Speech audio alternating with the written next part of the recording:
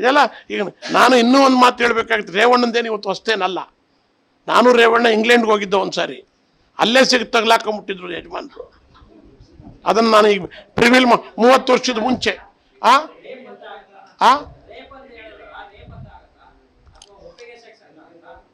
ಇಂಗ್ಲೆಂಡಲ್ಲಿ ಹೋಗಿ ಒಪ್ಪಿಗೆ ಮಾಡ್ಕೊಂಡಾರ ಇಲ್ಲ, ಅದನ್ನ ಇಲ್ಲೇ ಹೇಳಿದ್ರೆ ಅದ್ರ ಟೇಸ್ಟ್ ಹೋಯ್ತದೆ. ಹಾಸನದಲ್ಲಿ ಇಬ್ರು ಅಲ್ಲ, ಇದ್ರದ್ದು ಎಲ್ಲಿ ಇಂಗ್ಲೆಂಡ್ದು, ನಾನು ರೇವಣ್ಣ, ಅವ್ರ ಮನೆಯವರು, ನನ್ನ ಮನೆಯವರು, ಇನ್ನಿಬ್ರು ತಿಮ್ಮೇಗೌಡ ಮಂಗಲ್ದ, ನಿಮ್ಗಿಲ್ಲೇ ಸಿಗ್ತಾರೆ, ಅವ್ರನ್ನ ಕೇಳ್ಕೊಬೇಕು. ನೀವು ಕೇಳ್ಬೇಕು ಇದನ್ನ.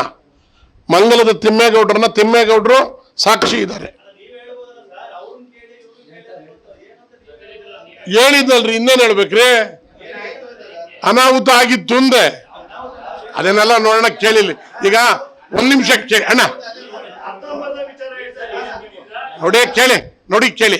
ನಾನು ಇಟ್ಟಂಡ್ರನ್ನು ನೋಡಿ, ಅದಕ್ಕೆ SIT ಅವ್ರು ಏನಾರು ಅಲ್ಲೂ ಹೋಗಿ ಎನ್ಕ್ವೈರಿ ಮಾಡೋದಾದ್ರೆ ರೆಕಾರ್ಡಲ್ಲಿ ಸಿಗುತ್ತೆ.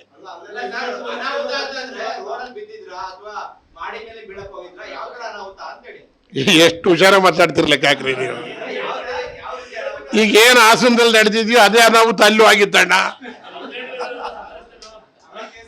ಅಲ್ಲೂ ಆಗಿತ್ತು. ಬಟ್ ನಾನು ಜೊತೆಲಿ ಹೋಗಿದ್ದನು ಇದು ಹೇಳ್ಬಾರ್ದು ಅಂತ ಹೇಳಿರ್ಲಿಲ್ಲ. ಈಗ ಈ ಘಟನೆ ಆಗಿರೋದ್ರಿಂದ ಹೇಳ್ತಾ, ರೇವಣ್ಣ ಅಂತ ಒಳ್ಳೆ ನಡವಳಿಕೆ ಇರಲಿಲ್ಲ. ಕೆಲವು ಟೈಮ್ ಎಷ್ಟೋ ತಪ್ಪು ಮಾಡ್ತೀವಣ್ಣ, ಅದ್ರೊಳಗೆ ಇದು ಒಂದು. ಅಲ್ಲಲ್ಲ, ನಾನು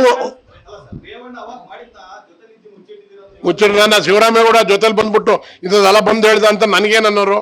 ಈಗ ಆಮೇಲೆ ಆಗೇನೇನು ಹೇಳಿ ಗೊತ್ತಾ ನೀವೇನು ಹೇಳ್ತೀರಿ ಗೊತ್ತಾ? ಎಂಥ ಮುಗ್ಧರಿ ರೇವಣ್ಣ, ಅವನ ಮೇಲೆ ಹೇಳ್ತಾನಲ್ರಿ ಶಿವರಾಮೇಗೌಡ ನೀವ್ರಿ.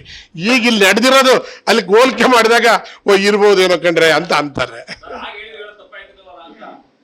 ಅಣ್ಣ ನಾನು ಕೇಳಿ, ನಾವೆಲ್ಲ ಒಂತ ಇದ್ದಾಗ ಸಣ್ಣ ಪುಟ್ಟ ತಪ್ಪುಗಳು ದೊಡ್ಡ ತಪ್ಪುಗಳು ನಡೀತವೆ.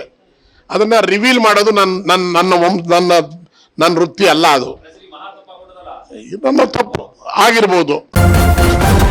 ನ್ಯೂಸ್ ಫಸ್ಟ್, ನಿರ್ಭೀತಿಯಿಂದ ನಿಮ್ಮ ಪರವಾಗಿ.